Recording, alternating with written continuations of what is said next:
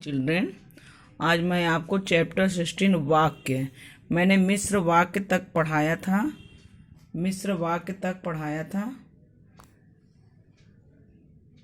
है ना, यहाँ तक पढ़ाया था। अब मुझे यहाँ से पढ़ाना है अर्थ के आधार पर।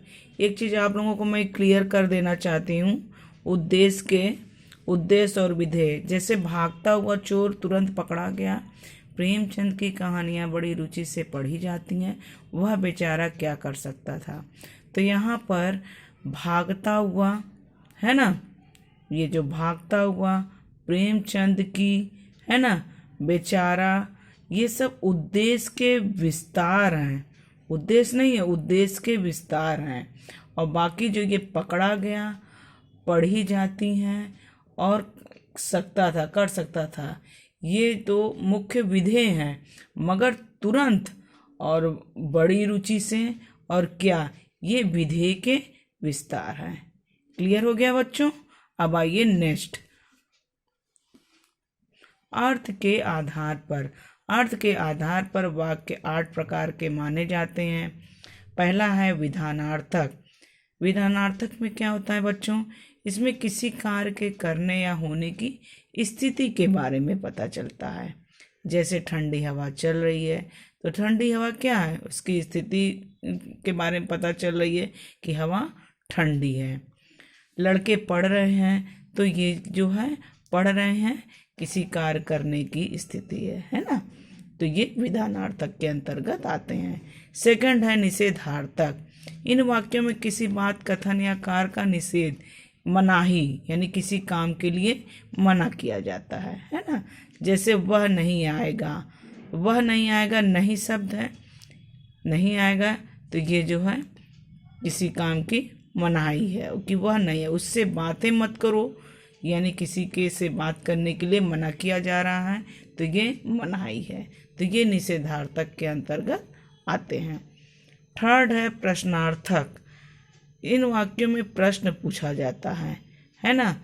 प्रश्न तो आपको पता ही है कि आपको किसका डर है, किसका, कौन, कब, ये सब प्रश्न के अंतर्गत आते हैं। तो ये हो गया प्रश्नार्थक। अब आते हैं इच्छार्थक। इन वाक्यों में वक्ता की इच्छा, शुभकामना, अभिशाप, आशीर्वाद, ये सब भाव प्रकट होते हैं, है ना, इच्छा से। जैसे तुम्हारा कल्याण हो, किसी को कोई आशीर्वाद देते हैं तो कहते हैं ना कि तुम्हारा कल्याण हो, तो अपनी इच्छा से, है ना। जैसे अब कोई कहीं जा रहा है तो लोग कहते हैं ना कि आपकी यात्रा सफल हो, है ना। तो ये सब जो है इच्छा हुआ, शुभकामना हुआ, ईश्वर तुम्हें दीर्घायु करें, है ना, आशीर्वाद हुआ, तो ये सब इच्छार्थक के अंतर्गत आते हैं। अब आता है आज्ञार्थक। इसमें आज्ञा, आदेश का अनुरोध किया जाता है। जैसे यहाँ से चले जाओ, है ना, आज्ञा दी जा रही है, यहाँ से चले जाओ, आदेश दिया जा रहा है, तो ये आज्ञा। अब जैसे अनुरोध किया जा रहा है, मुझे 3 दिन का अवकाश प्रदान किया जाए। अब जैसे किसी को छुट्टी चाहिए तो 3 दिन का अवकाश, तो ये क्या है, अनुरोध है, अनुरोध के अंतर्गत। तो ये सब चीज़ें आज्ञार्थक के अंतर्गत आती हैं। अब है संकेतार्थक। इसमें जो है, इसमें ये वाक्य किसी शर्त या कारण से जुड़े होते हैं। इसमें एक क्रिया जो होती है दूसरी क्रिया पर निर्भर होती है, इन्हें ही हम संकेतार्थक कहते हैं। जैसे यदि वर्षा होगी तो फसल अच्छी होगी, यानी कि अगर वर्षा होती तो फसल किसके पर निर्भर है, वर्षा पर निर्भर है ना। तो यहाँ पर एक क्रिया दूसरी क्रिया पर निर्भर है, तो ये संकेतार्थक के अंतर्गत आते हैं। इसी तरह जो परिश्रम करता है, सफलता उसके चरण चूमती है, तो जो परिश्रम करेगा तो सफलता उसी को मिलेगी, है ना। तो सफलता जो है किसके पर निर्भर है, परिश्रम आप करेंगे तो सफलता अवश्य मिलेगी। तो ये सब चीज़ें संकेतार्थक के अंतर्गत आती हैं। अब है विस्मयार्थक।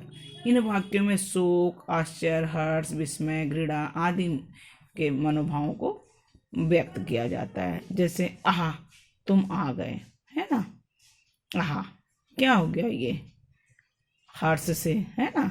इसी तरह जैसे हाय, क्या हो गया, शोक है ना। तो ये सब चीज़ें आप तो पहले भी पढ़ चुके हैं, तो ये सब चीज़ें विस्मयार्थक के अंतर्गत आती हैं। अब लास्ट में है संदेहार्थक। इन वाक्यों में कार्य के करने होने के बारे में संदेह या संभावना व्यक्त की जाती है ना। जैसे शायद आज वर्षा हो, संदेह है, संभावना की जा रही है कि शायद आज बारिश हो, है ना। तो ये संदेहार्थक। जैसे हो सकता है कि तुम्हें घर छोड़ना पड़े, संदेह किया जा रहा है, संभावना व्यक्त की जा रही है कि हो सकता है कि तुम्हें घर छोड़ना पड़े। तो ये सब चीज़ें संदेहार्थक के अंतर्गत आती हैं। Thank you.